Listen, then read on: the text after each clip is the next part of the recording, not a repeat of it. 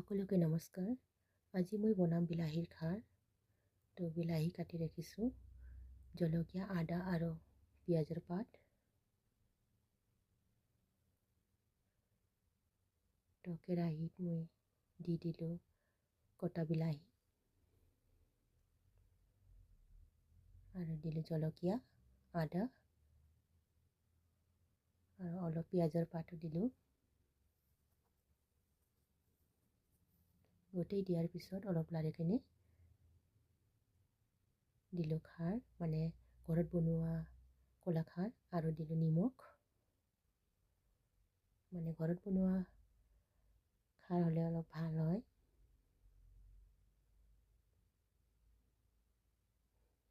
মই ধুই ৰাখিছোঁ শুকান মাছ, আৰু বিলাহী গলি যোৱাৰ পিছত মই দি দিলোঁ শুকান মাছটো।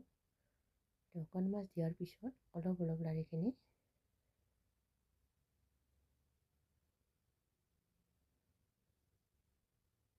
মই দি দিলোঁ অলপ পানী।